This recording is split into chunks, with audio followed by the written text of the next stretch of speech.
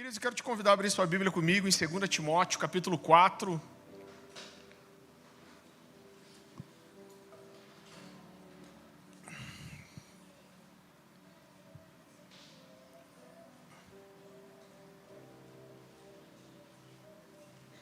Gente, agora eu vi que eu estou cego mesmo, que eu não tinha reconhecido a Karina ali. Eu não estou chegando nada de longe. O pior é que de perto também não. Só que se eu ponho um óculos, um atrapalha o outro. Eu tenho que ficar igual aqueles tio que fica trocando de... E aí o bifocal eu fico tonto. Então tá bom o negócio. 2 Timóteo capítulo 4, versículo 9. Queridos, só uma introdução antes. Paulo está aqui no final da vida. Você já viu que eu gosto muito das cartas de Paulo para Timóteo e para Tito. Paulo está aqui encerrando a carreira dele. São os últimos dias de vida dele. E ele escreve essa segunda carta dele para Timóteo, e ele faz alguns pedidos. E ele abre seu coração, eu vou falar sobre isso. Essa carta é muito diferente das outras. Mas no capítulo 4, a partir do versículo 9, ele começa dizendo assim: procure vir ter comigo depressa. O motivo de Paulo ter essa pressa era dois principais. O inverno estava chegando e Paulo sabia que a morte estava se aproximando. Ele foi provavelmente decapitado antes de Timóteo chegar. Eu tive a oportunidade de visitar esse lugar onde ele estava preso, a prisão Mamertina, existe até hoje. E o local onde Paulo provavelmente foi decapitado, do lado do Fórum Romano. Então ele escreve essa carta, ele diz: Timóteo, venha depressa estar comigo. Mas a gente não tem exatamente uma prova, mas o que tudo indica, ele foi decapitado antes de Timóteo chegar. E ele continua dizendo: porque Demas, tendo amado o presente século, me abandonou e se foi para Tessalônica. Crescente foi para a Galácia, Tito para a Dalmácia, somente Lucas está comigo. Toma contigo Marcos e traze-o, pois me é útil para o ministério. Quanto a Tíquico, mandei-o até Éfeso. Quando vires, traze a capa que deixei em Trode, na casa de Carpo, bem como os meus livros e especialmente os meus pergaminhos. Queridos, essa segunda carta de Paulo para Timóteo, ela é diferente de todas as outras cartas de Paulo. Principalmente por um motivo específico. Quando Paulo escreve a primeira carta dele para Timóteo, ele estava numa prisão em Roma, mas ela era uma prisão domiciliar. Paulo tinha sido acusado pelos judeus, os judeus tinham lançado acusações, e meio que para apaziguar a coisa entre os judeus, eles prenderam Paulo na sua casa. Era uma prisão domiciliar, mas ele gozava de uma certa liberdade ali, ele podia receber pessoas, ele podia ser cuidado por essas pessoas, ele podia fazer reuniões na sua casa. Mas quando Paulo escreve essa segunda carta, o contexto é totalmente diferente.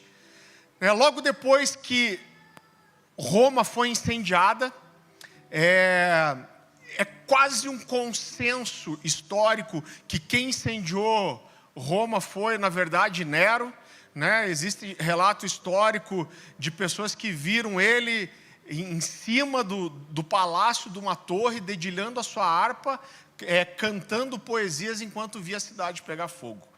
Eu não lembro exatamente o número, mas se eu não me engano eram 27 bairros que tinham em Roma, e só 3 deles não foram tomados pelo fogo, e um desses bairros era o bairro cristão.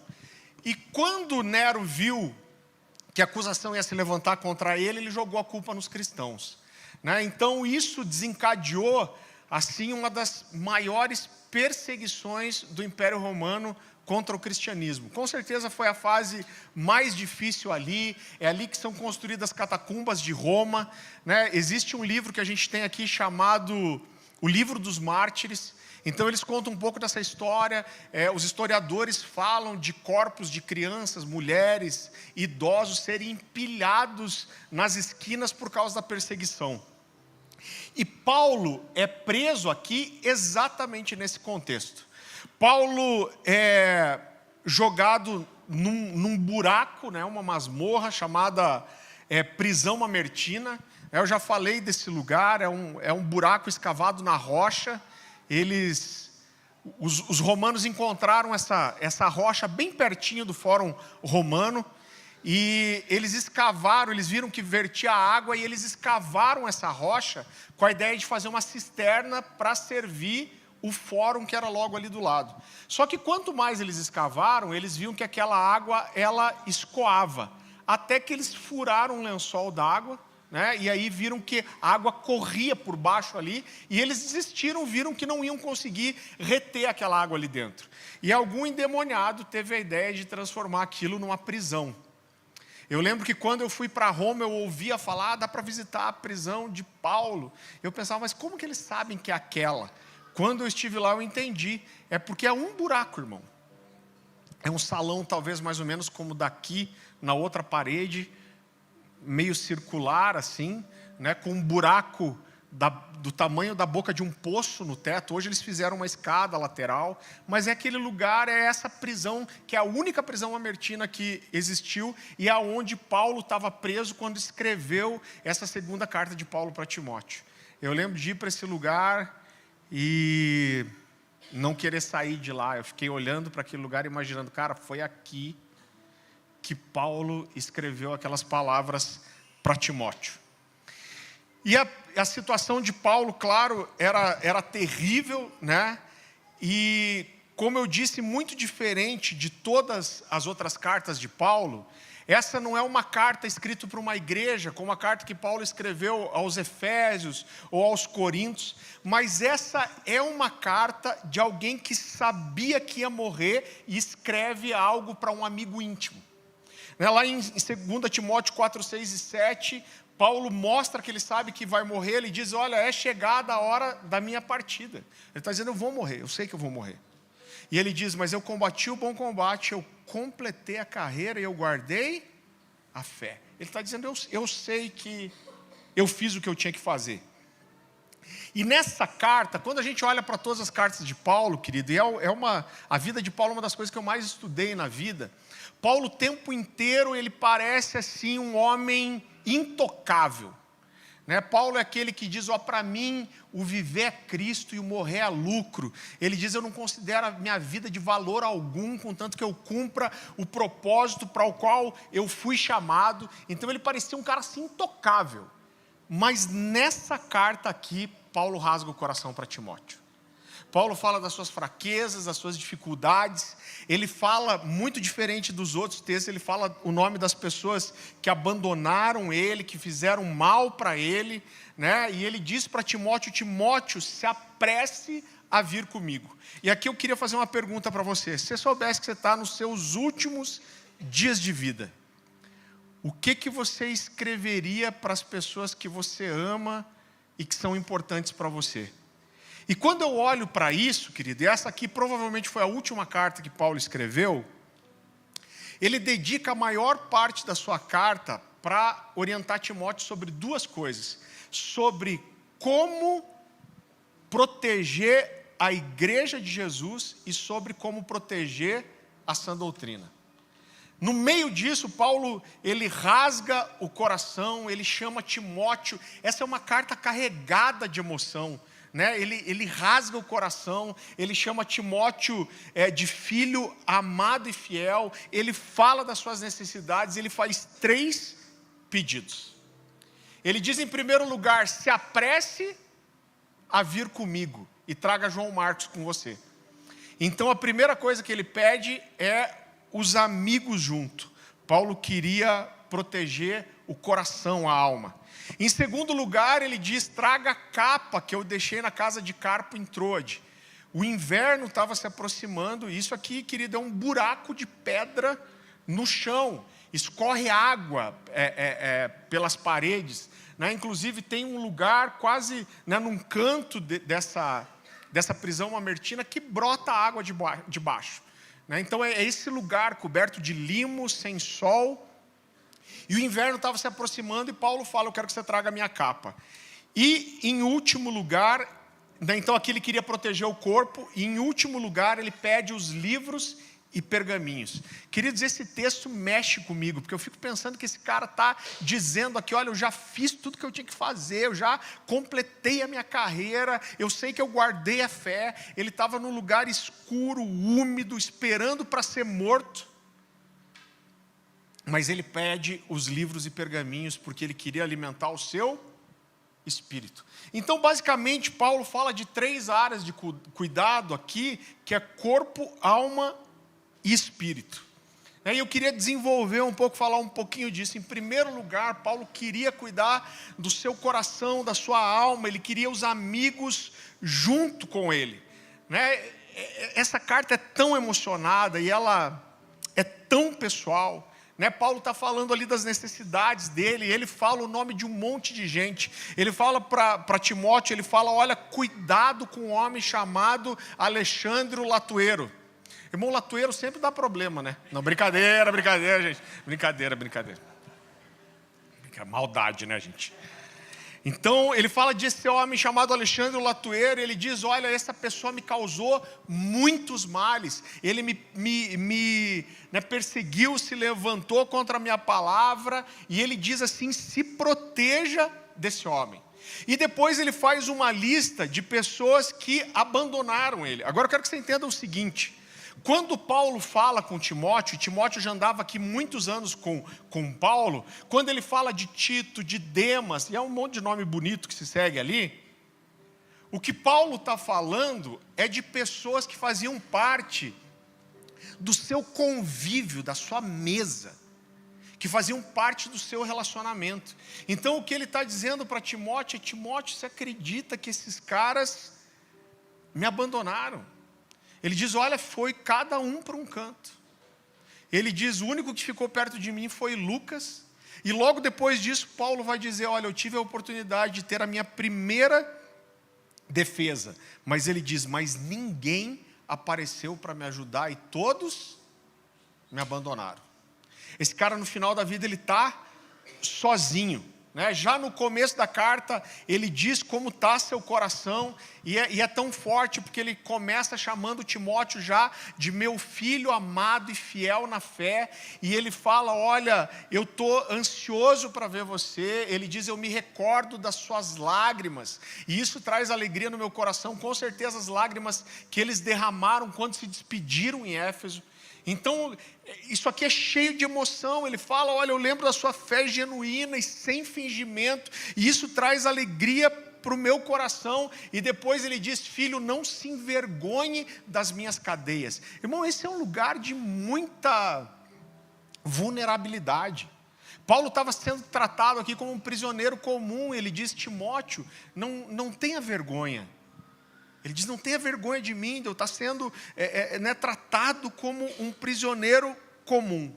E queridos, depois disso, esse homem que parecia inabalável, ele, alguém que Paulo diz que ele se defendeu sem ter advogado, ele é aquele que resistiu Pedro face a face. Ele diz, eu resisti Cefas face a face, porque ele se tornou reprovável. Esse cara parecia intocável, mas aqui ele mostra a sua fragilidade. Ele fala de um cara chamado Onesíforo. Se você quiser acompanhar comigo, a gente está cheio de mulher grávida aí, que estão tentando escolher nome para o filho. Onesíforo é um bom nome.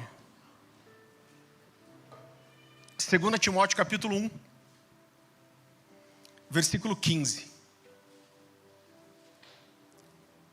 A palavra do Senhor diz assim, você sabe que todos da província da Ásia me abandonaram, inclusive Fígilo e Hermógenes. O Senhor conceda misericórdia à casa de Onesíforo, porque muitas vezes, repita comigo, muitas vezes, ele me reanimou e não se envergonhou por eu estar preso. Pelo contrário, quando chegou a Roma, procurou-me diligentemente até me encontrar. Queridos, Roma, aqui no primeiro século, tinha cerca de 1 milhão de habitantes.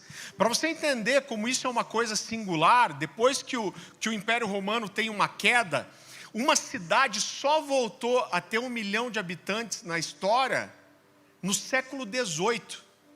No século XVIII, Londres chegou a 1 milhão de habitantes. Então, Roma aqui era um negócio totalmente fora da curva.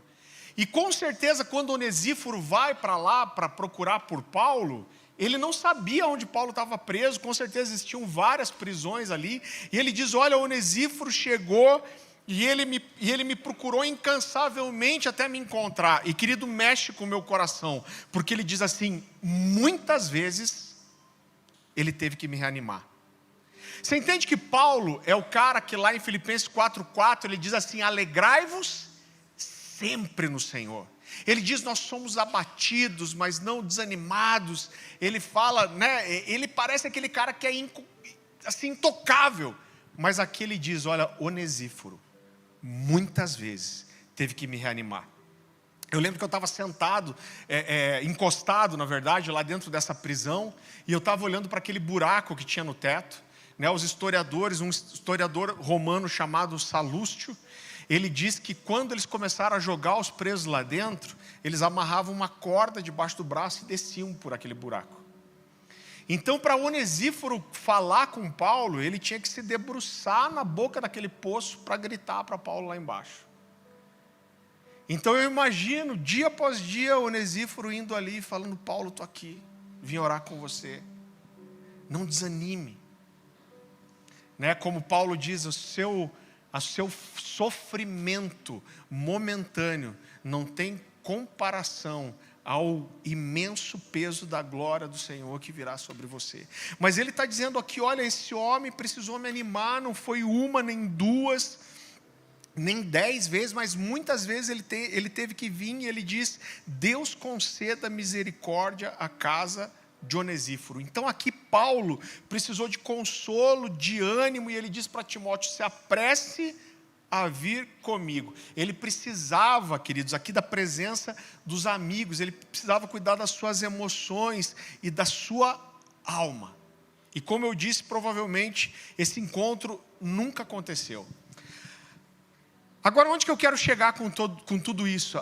A gente tem ministrado aqui nas últimas semanas sobre a vida em comunidade. E a impressão que eu tenho é que a gente está tão longe, querido. Aos poucos a gente foi se perdendo tanto da essência do que é ser igreja, do que é cristianismo. Né? Nós nos tornamos extremamente organizados. A gente é incrível para fazer CNPJ, para construir empresas. Mas, para conquistar isso, muitas vezes a gente perdeu o que é a igreja. Eu acho muito interessante que você entra numa livraria evangélica, você vai ver, apesar que quase ninguém vai em livraria evangélica hoje, né? Uma livraria evangélica virtual. Né? E você, eu estou meio antigo. E é incontável o número de livros falando de liderança. E não é ruim isso. Mas é muito raro no meio disso você falar sobre vida em comunidade, sobre irmandade. Então muitas vezes nós estamos produzindo líderes, nós estamos produzindo organizações, mas a gente não está gerando igreja. Né? Muitas vezes nós somos crentes, nós somos pastores, somos líderes que não sabem mostrar sua fragilidade e sermos cuidados. Como eu encontro pastores nessas viagens, tantos anos viajando, os pastores chegam para mim, né, às vezes pastores em cidades do interior, o cara fala, cara, eu não posso abrir meu coração com ninguém.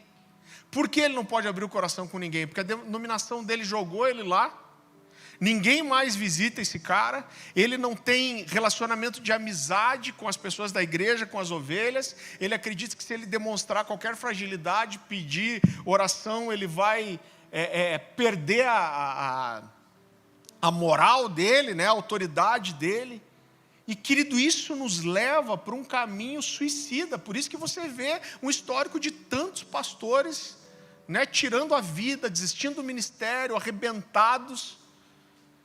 Eu sempre tive um homem de Deus junto comigo, o pastor Luciano, hoje o Dan Duque, que é para quem eu posso abrir meu coração, chorar, reclamar das pessoas, né, falar que não tem jejum que resolva a TPM da minha esposa.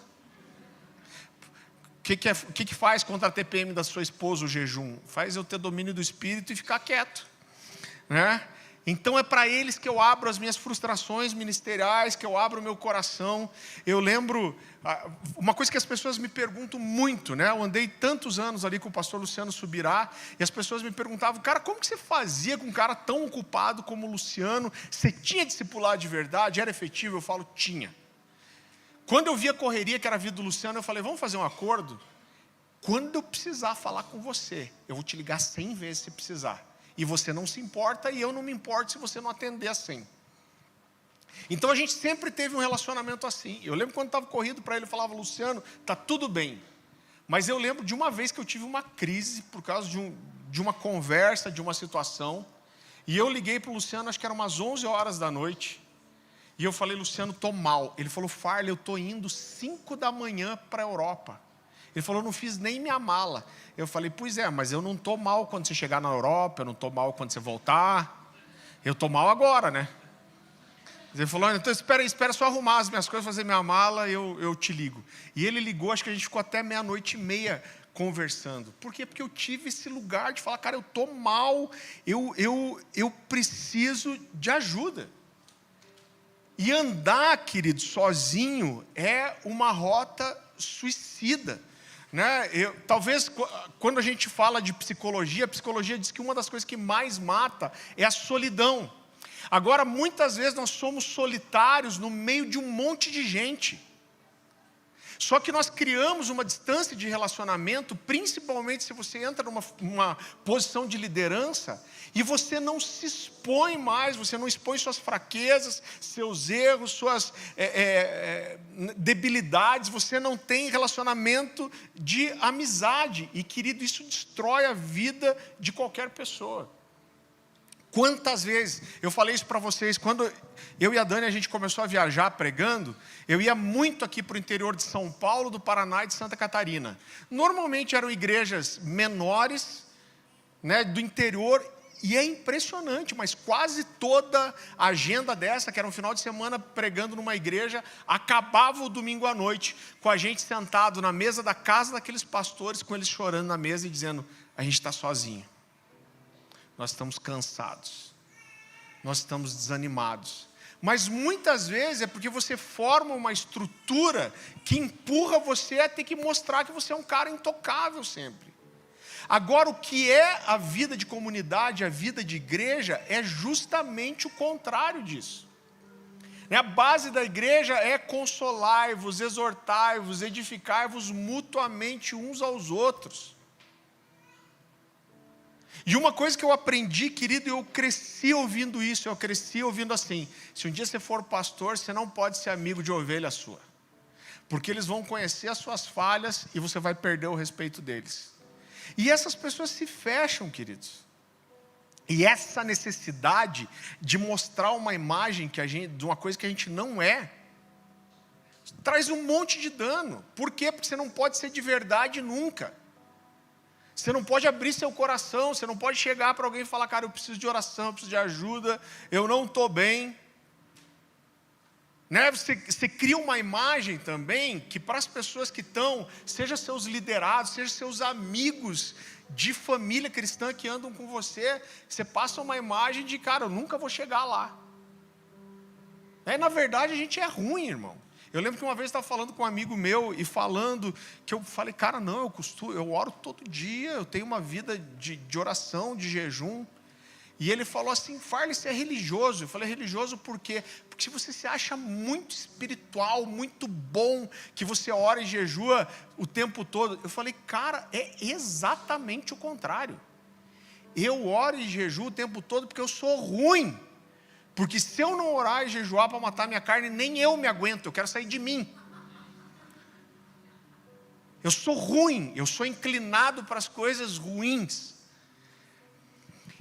E eu vejo que Paulo, a gente está falando do apóstolo Paulo, gente, mostra as suas fragilidades e se expõe para os amigos. Isso nos ensina muito como é importante a gente cuidar da nossa alma, do nosso coração, das nossas emoções, entender que nós não podemos andar sozinhos e nós precisamos ter pessoas com quem a gente exponha as nossas debilidades, as nossas fraquezas, para que a gente possa ser totalmente transparente e de verdade.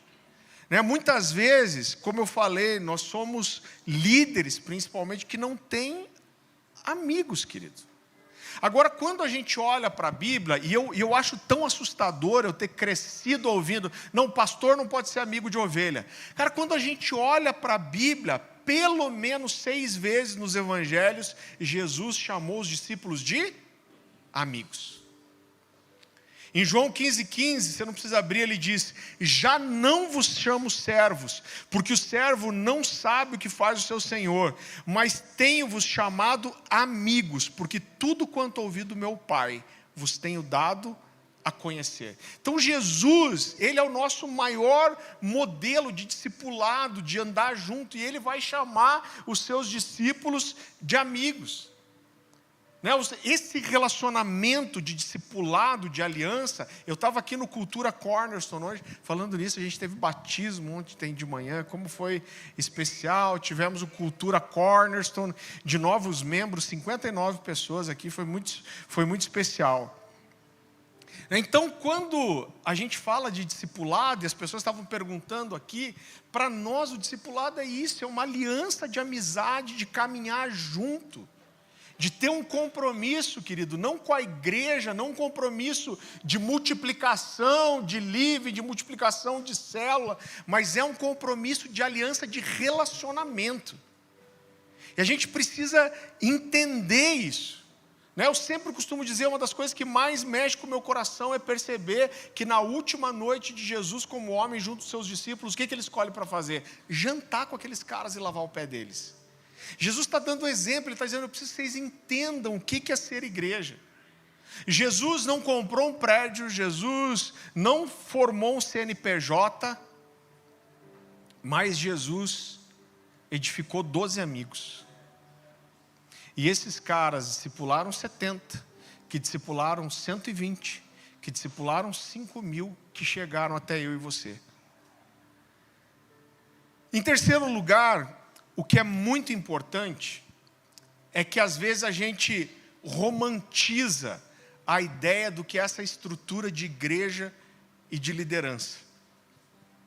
E querido, para que a gente viva uma comunidade de fé e a gente viva uma igreja viva, que tem relacionamentos profundos, a gente precisa ter a consciência de que a maldade das pessoas faz parte do pacote. Eu estava lendo esse livro aqui, chamado Verdadeira Comunhão. Eu queria indicar 3 livros hoje, mas eu descobri que o relacionamento de aliança acho que a gente nem tem ali, e o Cartas à Igreja acho que a gente tem um só. Mas esse aqui a gente tem bastante. Verdadeira Comunhão, fala disso. E eu estou lendo justamente um lugar que ele está falando disso, sobre a gente não romantizar a igreja. Querido, na igreja nós vamos ter conflitos, a gente vai ter desentendimento, a gente vai ter problema, a gente vai ter gente ruim. Eu falo que tem gente que é tão ruim que não precisa nem do diabo, ele se resolve sozinho.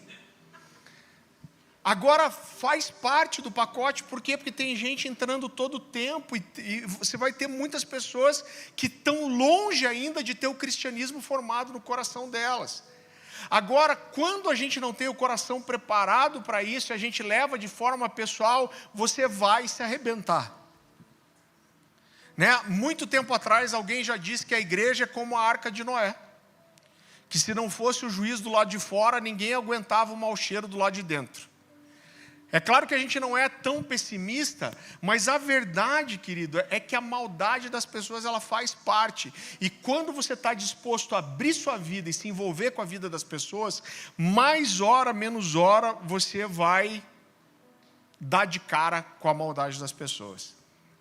A gente tem um familiar, um parente, na verdade, da Dani, que foi assumir uma igreja, ser estabelecido no ministério pastoral. E eu lembro que pouco antes disso, essa pessoa veio para mim e falou assim: não, eu vou ser o pastor que eu nunca tive, eu vou amar as ovelhas, eu vou cuidar das pessoas, eu vou estar perto delas, eu vou ser o que eu nunca recebi. Eu falei: olha, eu conheço muito seu coração, você é bem emocional, você precisa saber que muitas vezes você faz tudo pelas pessoas e elas não reconhecem, elas saem falando mal de você, elas te rejeitam.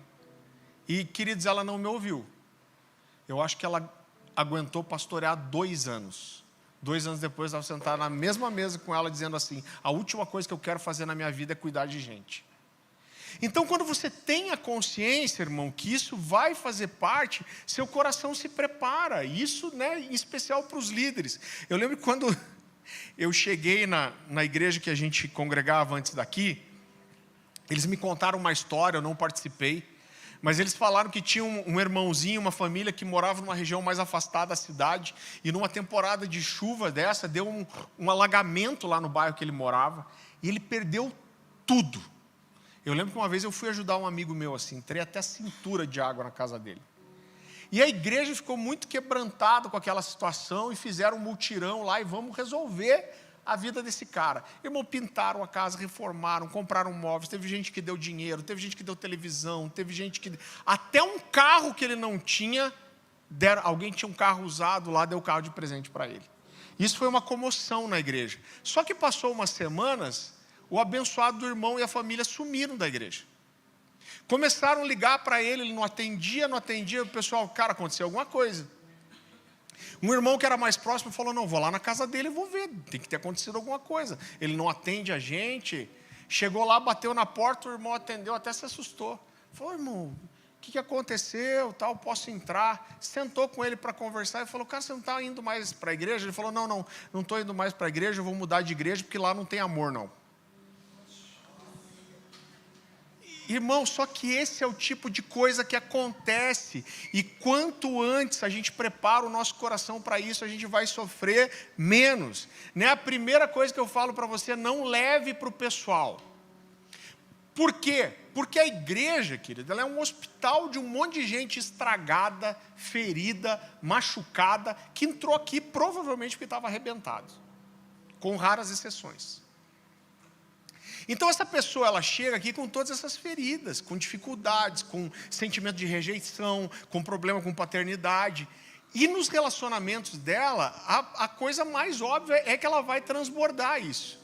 E às vezes não tem nada a ver com você, mas você foi quem entrou na reta e se dispôs a tentar ajudar, e você vira o alvo da rejeição dessa pessoa. Agora, é pessoal? É porque é você? Não. Seria qualquer um.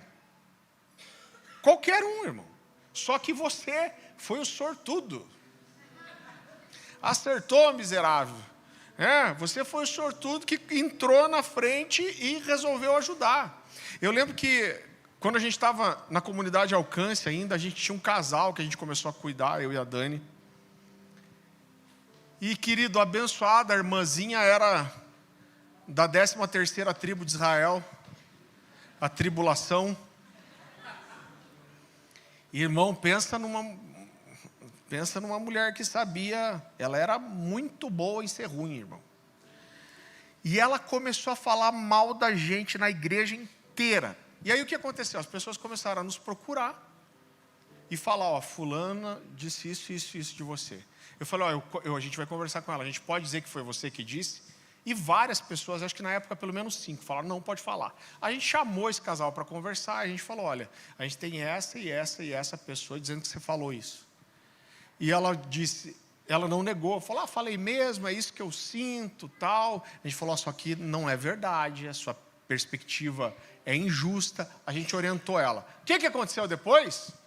Continuou falando mal da gente. O que a gente fez? Mateus 18. Você teve com seu irmão, ele não te ouviu, você pega mais 2 ou 3 testemunhas, pegamos parte do presbitério ali, a gente confrontou ela, orientou e deu mais uma chance. Ela fez de volta. O que a gente fez? Juntou quase todo o presbitério e conversou com ela de volta. Irmão, logo depois disso, o que aconteceu? Ela voltou a ficar falando mal da gente. E eu lembro que eu cheguei na época indignado para o pastor Francisco, Chicão. Falei: pastor, você acredita que aquela bênção agora está falando isso da gente? Eu falei: o que a gente vai fazer agora? E ele falou, irmão, a coisa que eu menos esperava ouvir. Eu não sei se ele foi muito ungido, se ele teve uma revelação, ou se era só a experiência dele. Ele falou: Farley, sabe o que você faz? Eu falei: o que, pastor? Ele falou: não liga. Eu falei: não, peraí, como assim? Ele falou, Farley, a gente já fez todos os passos, já confrontou. Eu falei, cara, não é você, é o mal que está no coração dela. Ele falou, cara, não liga. Irmão, mas ele falou isso, parece que desligou a chave. Eu falei, não ligo mais. Resolveu o meu coração. Falou, não é pessoal, deixa ela falar. Irmão, no próximo sábado, ela mesma veio. Pastor, tenho que te confessar uma coisa. Eu falei, o que é? Eu estou falando mal de vocês de volta. Ó, deixa eu te falar uma coisa. Você está abençoada para falar mal de mim. Só faltou fazer um benzimento.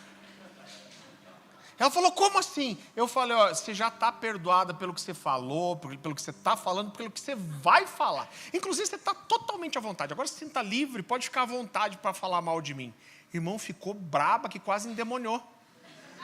Como assim você não vai se importar? Eu falei, não vou, Não, mas não pode, como que eu vou falar mal de você, você não vai achar ruim? Aí parou.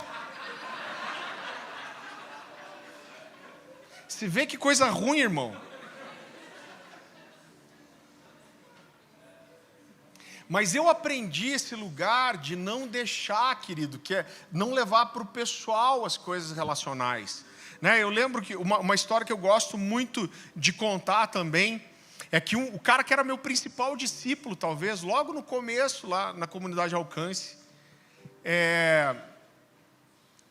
esse cara mentiu para mim assim descaradamente. Eu vou contar a história rapidinho para você. A gente discipulava ele. E ele começou a namorar com uma pessoa. Adivinha quem era? Essa mesma pessoa. Você vê qual que é assim? Irmão, a gente deu todas as orientações para ele. Falou, cara, você conhece o testemunho? Só que foi antes dela falar mal da gente. Você sabe como que é? Você sabe que os irmãos aqui falam dela? Você tem certeza que é isso que você quer? Ele falou, não, pastor, eu vou orar. Aí disse que oraram um período lá, aí começaram a namorar. E querido, a Dani acordou um dia, irmão, mulher quando tem sonho profético, eu vou te falar uma coisa. Ela acordou e falou, Farley, fulano de tal já está se relacionando com a menina lá. Eu falei, caraca, você acha mesmo? Ela falou, não acho, tenho certeza. Eu falei, ó, Dani, eu estou com a mesma impressão, eu vou confrontar ele então. Aí chamei ele para a minha sala e falei, cara, eu preciso ser honesto com você. Eu e a Dani, a gente está tendo uma impressão no espírito, a Dani teve um sonho. Eu falei, cara, você está se relacionando com essa menina? Ele olhou para mim e falou assim, de jeito nenhum, pastor. Às vezes você sabe como que é, até a coisa esquenta, mas começou a esquentar, a gente já dobra o joelho e ora. Eu falei, cara, você tem certeza? Olhando no meu olho, falando, não, pastor, garanto para você. Bom, você confronta a pessoa está olhando para o seu olho dizendo que não, o que você vai fazer? Você vai ter que... Você não pode agir de uma forma que você não tem provas. Só que o que aconteceu? Se passaram alguns dias, eu não lembro quantos dias. E aí eu estou um dia na minha sala, lá na igreja, e ele entra chorando já na sala. E aí ele olha para mim e fala assim, Farley, menti para você. Ele falou, cara, desde o tempo que a gente dizia que estava orando, eu já me relacionava com ela. E eu lembro que aquilo foi assim muito difícil, tipo, o cara que anda com você, que está do teu lado, olhar no teu olho e mentir para você. E eu lembro que eu fui para casa e eu cheguei e falei, Dani, então, fulano de tal entrou lá em casa e entrou lá na minha sala, no escritório e falou isso. E ela falou, puxa, que bom para a gente aprender a não ser burro de confiar demais nas pessoas. Só que ela falou isso, a gente estava junto e de repente meu coração pesou, querido. E eu falei com a Dani, eu creio que foi Deus que falou comigo. Ele falou, olha, não deixe a maldade do coração das pessoas mudar o seu coração. O mal está nele. E não é o mal dele que vai mudar seu coração. E a gente tomou uma decisão, eu orei com a Dani ali, e eu lembro da oração que eu fiz, eu falei, Deus, eu prefiro continuar sendo enganado do que viver duvidando de todo mundo, irmão. Não quero esse peso na minha vida, de achar que todo mundo vai me enganar sempre. Agora, por outro lado, eu tenho a consciência de que a maldade das pessoas vai fazer parte de uma vida em comunidade. E eu vou fazer de tudo que eu posso para que isso não se torne pessoal na minha vida. A gente precisa ter essa proteção no coração. Amém? Em segundo lugar, Paulo fala, né, da proteção do corpo. É muito interessante porque quando Paulo escreve essa segunda carta dele para Timóteo, além de ele estar ali caminhando para a morte, Paulo era idoso já, e não só idoso, mas ele era um idoso judiado, irmão. Como a gente diz, aquele que rodou com o pneu furado, rodou fora do case. Quando Paulo fala da sua vida, é muito interessante, porque ele diz lá em Gálatas que ele carregava no corpo dele as cicatrizes de Cristo. Paulo diz que ele foi 5 vezes chicoteado pelos judeus. Sabe como que era feito esse chicoteamento?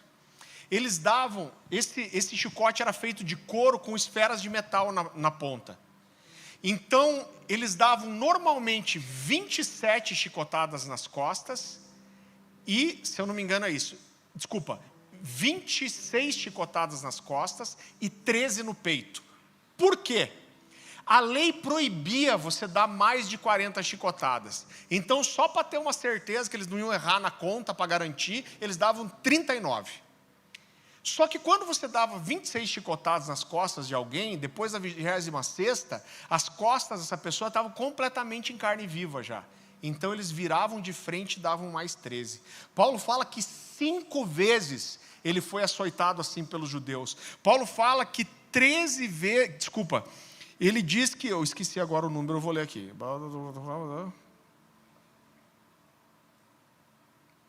Faz de conta que eu estou meditando.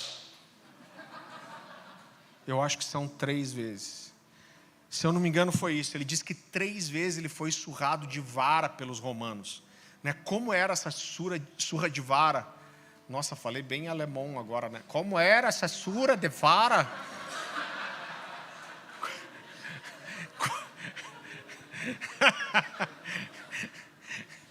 Chorava o nene, chutava muito dele. Desculpa aí, gente, desculpa, eu não aguentei. A chuta, nene falava chuta. Desculpa aí, passou. A chuta, gente. Os romanos penduravam essas pessoas no que a polícia chama de pau de arara hoje. Que você prende braço e pé, fica com as costas para baixo. E eles surravam com um pedaço de vara até a pessoa desmaiar. Não era vara tipo vara de mãe, né? Era aquela vara tipo vara de bambu. E surravam a pessoa até ela desmaiar. Fora isso, Paulo fala, né, lá em Gálatas e 2 Coríntios ele vai falar disso, que ele sofreu apedrejamento, naufrágio, picada de cobra. Ele fala de trabalho árduo, noite sem dormir, cadeia, fome, frio, nudez. Pensa num cara lascado, quase um Joseph Klimber. E agora, no final da vida, Paulo passava por esse último desafio, que era ficar naquela prisão. E ele pede para Timóteo e fala: Timóteo, se apresse a ter comigo e traga a capa que eu deixei em Troade. Querido, muitas vezes a gente cuida tanto do lado espiritual e a gente cuida do cuidado da nossa saúde, do corpo. Eu sei que é meio difícil ser gordinho ensinar isso, mas eu estou tentando. Esse ano eu comecei musculação, jiu-jitsu. Fiz minha matrícula na academia faz 4 meses. Já perdi 120 dias. Não, tô brincando, gente. Eu falei essa semana por irmão lá em casa. Eu falei, olha, dos 10 quilos que eu precisava perder ano passado, falta 12. Mas muitas vezes a gente espiritualiza demais. O pastor Luciano tem ensinado muito sobre isso, mas a gente não cuida, querido, da nossa saúde e do nosso corpo. Eu entrei mesmo esse ano dizendo: Deus, eu preciso voltar. E eu voltei mesmo, academia, jiu-jitsu, né, musculação. A gente precisa estar saudável para servir o Senhor. Você sabe que uma das histórias que mais mexeu com o meu coração, um pastor na nação, um cara super precioso. Pensa num homem de Deus, irmão, profeta, cheio de Deus, cheio de experiência. E eu lembro que eu estava ainda na comunidade Alcance e esse pastor ficou doente. E eu lembro que o pastor Francisco chegou para mim e falou assim: Farley, olha para a vida desse homem. Ele falou, esse cara é incrível faz muitos anos já. Ele falou, só que agora, e eu acho que ele tinha na época uns 60 anos, um cara novo. Ele falou, só que agora ele está no auge da maturidade, do conhecimento, da experiência. Ele está na fase da vida que ele mais teria para oferecer para o corpo de Cristo. Mas ele não consegue fazer isso porque ele não tem saúde. E ele falou para mim, se você não cuidar da sua saúde, você vai ser roubado de servir ao Senhor, de servir as pessoas, de servir a igreja, no ápice da sua maturidade. Então, às vezes a gente trata o cuidado, querido, da saúde como uma coisa muito carnal só, mas isso faz parte do zelo, querido. Eu preciso ter saúde para servir a igreja, e isso tem que estar do meu coração. A gente pegou, eu e a Dani, a gente pegou um médico especializado em longevidade, eu estou cuidando disso, eu preciso estar bem para servir a igreja.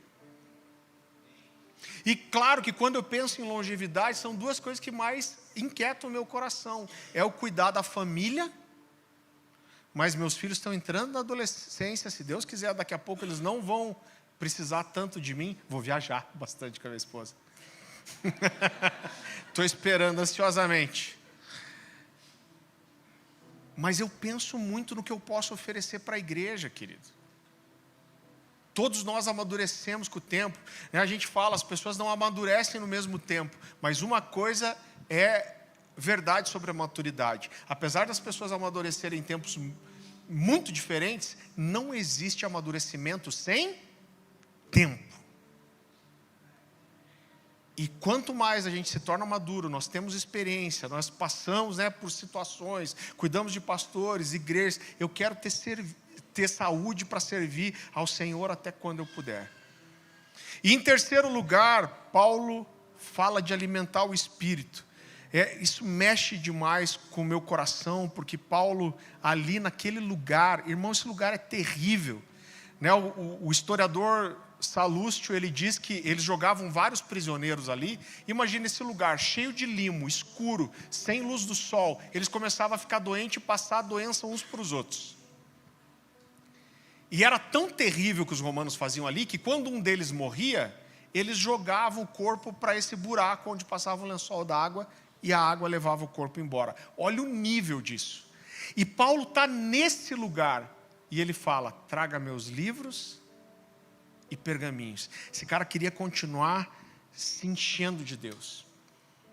Às vezes a gente, e aqui eu quero falar principalmente para aqueles que estão envolvidos com a liderança, ou sonham com isso. Às vezes a gente busca algumas coisas, querido, esquecendo a essência. Eu lembro que quando eu sonhava em estar no ministério em tempo integral, irmão, não era em pregar que eu sonhava mais, não era em viajar que eu sonhava mais. Quando eu pensava em um dia ter o ministério em tempo integral, a coisa que mais mexia com o meu coração era ter tempo para Deus. E eu percebi logo nos primeiros anos de ministério, eu estou no ministério em tempo integral desde 2010, então está indo para 15 anos. Uma das coisas que eu percebi muito rápido é que a igreja, ela me encheu de tantas tarefas para Deus, que chegou uma hora que eu não tinha tempo para Deus mais. E eu vou dizer para você que eu estava extremamente frustrado com isso. Eu estava fazendo um monte de coisa para Deus, mas não estava gastando tempo com Ele. Na antiga igreja que a gente era, alguém teve uma ideia que parecia muito boa. Todos os pastores tinham o seu tempo devocional de manhã, ou deveriam ter. E aí um dia, numa reunião de presbitério, a gente combinou o seguinte: pessoal, a gente tem a oração na igreja de manhã. Vamos vir para a igreja fazer o período de oração, mas a cultura nem era a cultura que a gente tem como de sala de oração. Só a igreja abria, o povo ia orar lá. E a ideia parecia boa, por quê? Porque era assim, não, vamos dar o exemplo para as pessoas. A gente está ensinando todo mundo que tem que orar, então os pastores vão ser os primeiros a estarem aqui orando de manhã. Só que a gente marcou essa oração, se eu não me engano, era das 9 às 11.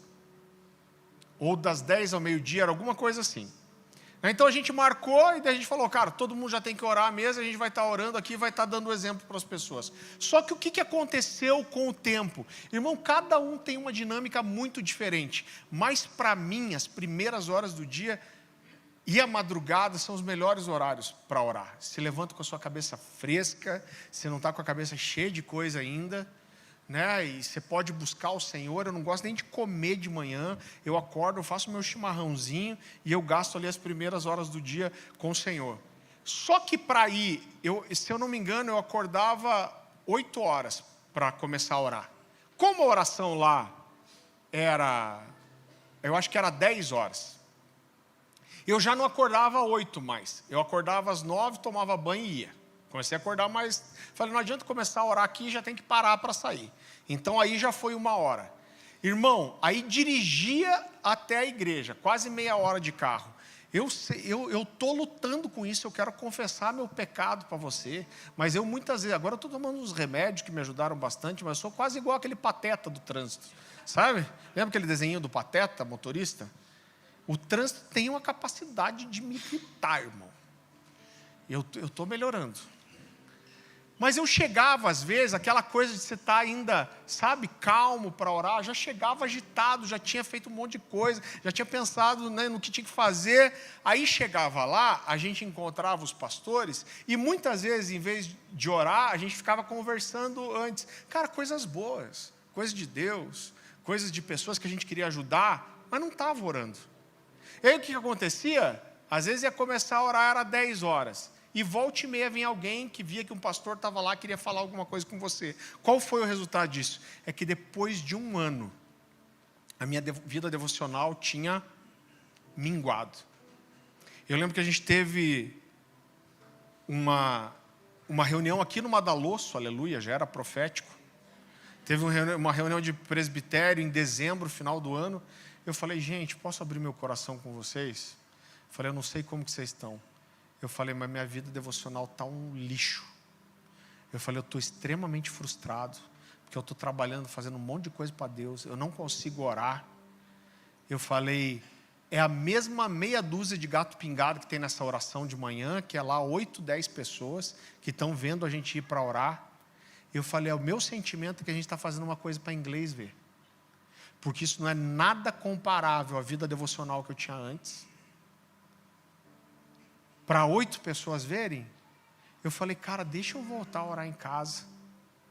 E eu falei, as pessoas vão ver que eu estou orando quando eu fizer um aconselhamento, quando eu orar por alguém, quando eu tiver revelação das Escrituras, quando eu pregar, tudo que eu estou buscando em Deus vai transparecer.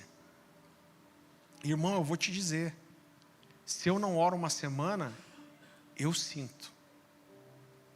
Se eu não oro mais do que uma semana, a minha esposa sente. Por quê? Porque eu sou ruim. Eu sou encardido. Às vezes, quando eu estou meio xarope em casa, a Dani já fala para mim, cara, você está precisando orar um pouco mais. E o pior é que não dá nem para reclamar, que você sabe que é verdade, só vai assim. Vai orar um pouco, que você está muito xarope. Porque eu preciso, querido. Eu preciso estar no Senhor e buscar Ele. Se eu ficar mais tempo do que isso, eu tenho certeza que a igreja vai sentir. E é assustador pensar que a gente tem, às vezes, líderes aqui, discipuladores, irmão, que não têm vida devocional. Irmão, tenha consciência, se você não ora nem para você, como você vai cuidar de outro, gente? Pastor Francisco que falava, se você não ora pelo menos 1 hora por dia, você não mataria carne. Eu falava, cara, não dá para você viver sem buscar o Senhor, querido. Essa tem que ser a sua prioridade. Por quê? Porque é isso que torna possível todas as outras coisas. Sabe qual que é a tendência quando a gente não tem vida devocional? Você tenta resolver tudo no seu braço. E sabe o que é pior? Você fica achando que você sabe fazer as coisas.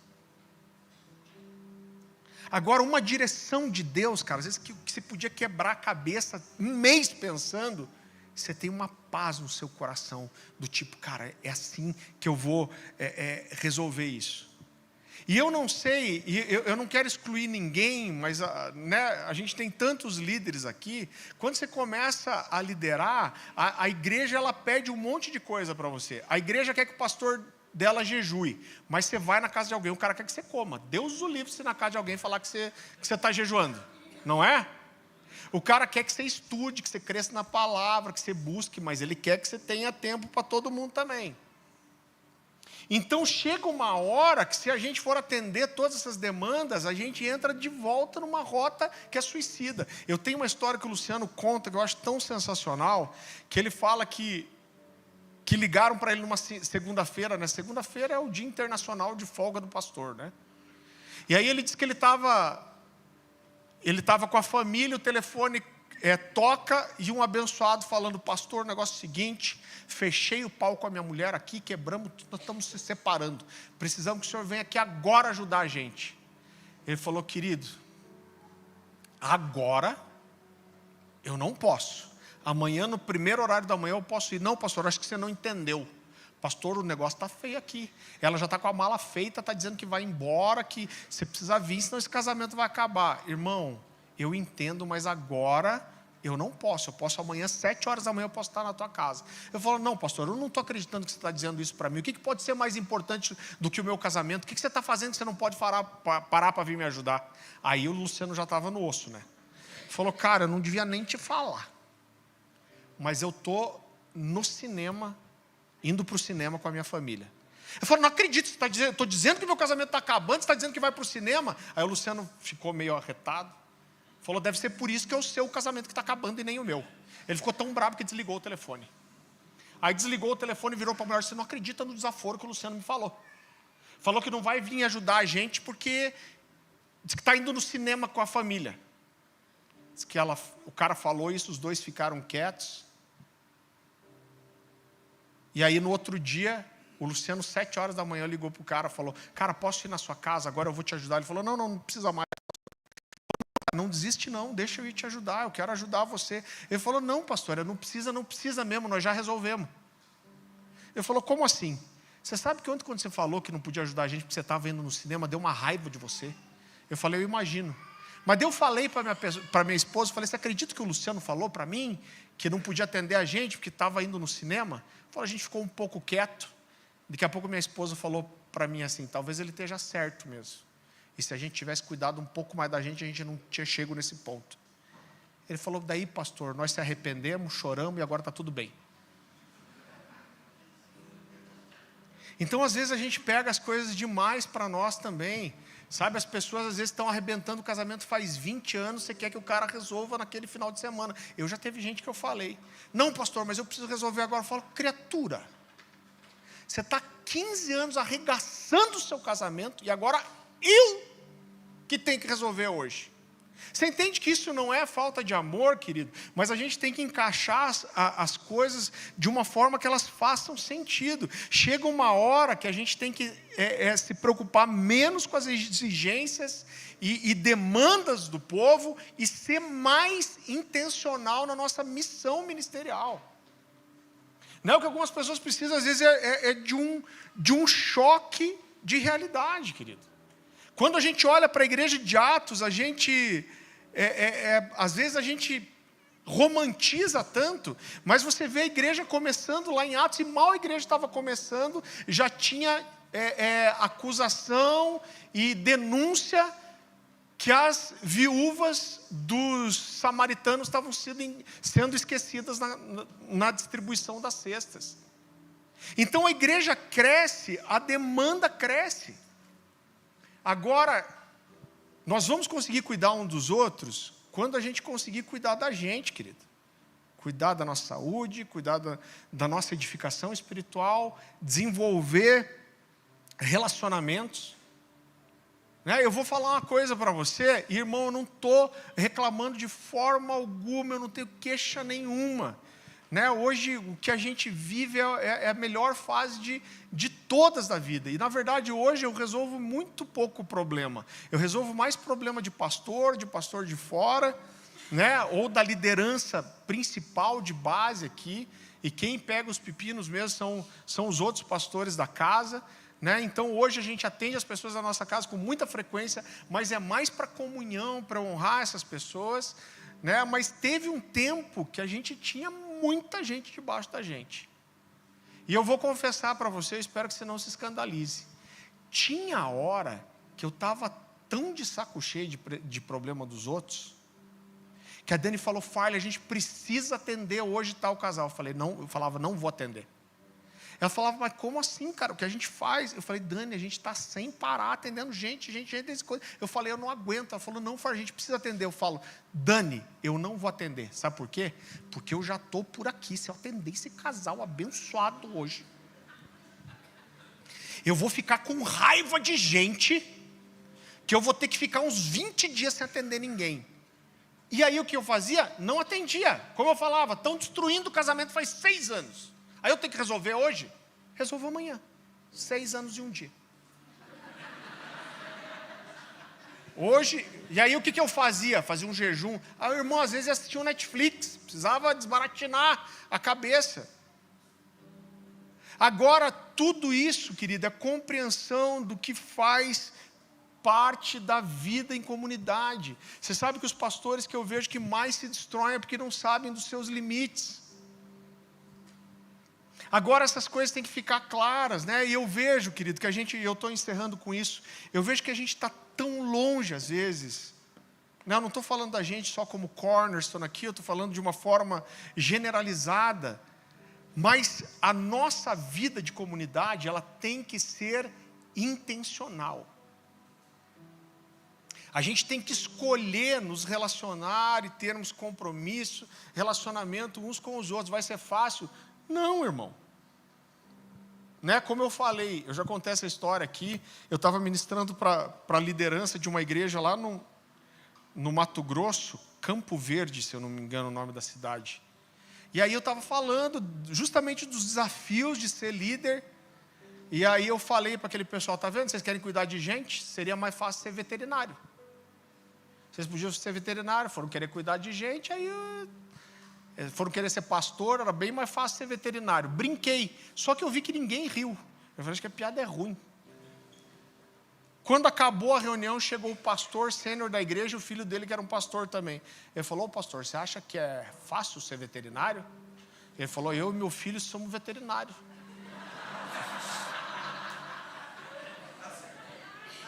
Falei, caraca, que azar.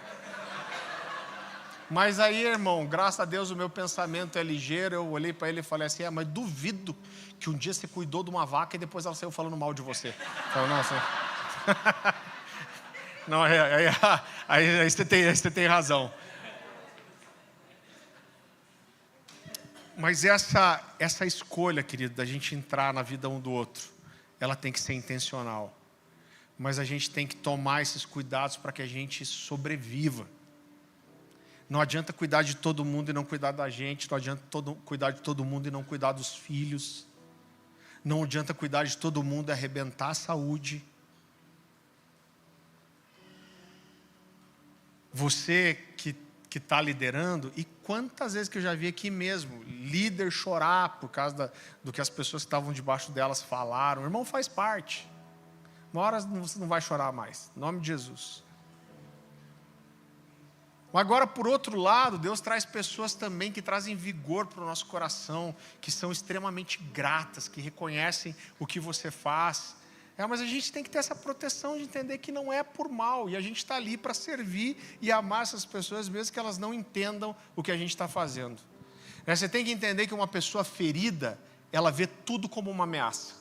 Eu gosto muito de um exemplo que o pastor Luciano Subirá dava. Ele falou assim, quem que acha que um abraço é uma coisa ruim? Claro que abraço é uma coisa boa. Fala de carinho, de aconchego, de cuidado, de amizade. Ele falou assim, agora pega alguém que foi para a praia, não passou protetor solar e dormiu no sol.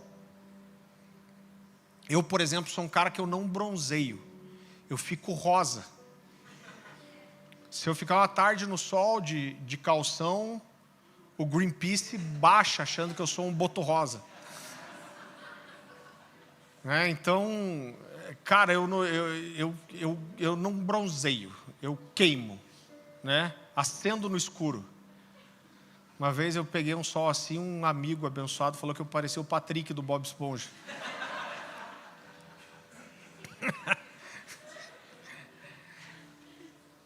E vai dar um abraço numa pessoa que está queimada. Qual que é a reação? Ai, ai, ai. Não me encosta. E pessoas feridas são assim, queridos. Mas o nosso papel é amar, ajudar essas pessoas a chegar, né, a um lugar de cuidado. É claro que eu não estou falando só de liderança aqui, mas nós precisamos construir como igreja esse lugar de cuidado mútuo, de amor mútuo, de aconselhamento. Às vezes vai funcionar, vai ser muito bom. Às vezes a pessoa não vai entender o que você está fazendo. Faz parte. Mas a gente não vai deixar que a dor do coração das pessoas ou a maldade do coração das pessoas mudem quem a gente é. Amém? Baixe sua cabeça, feche seus olhos. Senhor Jesus, nós te agradecemos pela sua palavra, Senhor. Nós te agradecemos pelo privilégio que é andar em família, Deus. Nós te agradecemos pelo privilégio que é termos amizades verdadeiras. Nós te agradecemos pelo privilégio que é nós termos esse lugar onde nós podemos ser transparentes, falar das nossas falhas, das nossas dificuldades. Senhor, nós nos submetemos à sua palavra. E nós declaramos aqui que nós queremos corresponder à sua vontade, nós queremos ser essa igreja como o Senhor quer, nós queremos ser essa igreja como o Senhor deseja, Pai.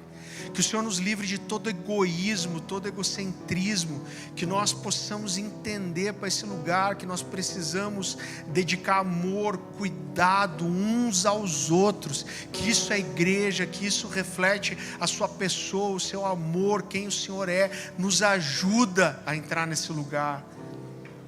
Eu coloco diante do Senhor aqueles irmãos que estão feridos, desacreditados, Senhor. Eu te peço que o Senhor nos ajude a chegar nesse lugar de conseguir confiar de volta, conseguir entregar o nosso coração de volta, de conseguirmos ser transparentes. Aqueles que talvez em algum momento expuseram as suas debilidades, as suas fraquezas e foram expostos, cortados, Senhor. Senhor, traz cura para o coração dessas pessoas. Nós clamamos, nos ajuda a ser essa igreja bíblica, Pai. Nos ajuda a ser essa comunidade de fé verdadeira. Nos ajuda a ter relacionamentos de aliança de verdade, Senhor. Que o Senhor revele essas verdades ao nosso coração. Isso, como todo mandamento, isso não é um sentimento, mas é uma decisão. Nós precisamos decidir ser igreja, Pai. A gente não deve olhar para o outro, que o outro está fazendo ou não, mas isso precisa começar por mim. Eu preciso decidir, eu vou ser essa igreja, eu vou caminhar nessa palavra, eu vou andar dessa forma. Que o Senhor nos dê graça, favor, cura, coragem, Senhor, em nome de Jesus. Em nome de Jesus. Amém, gente?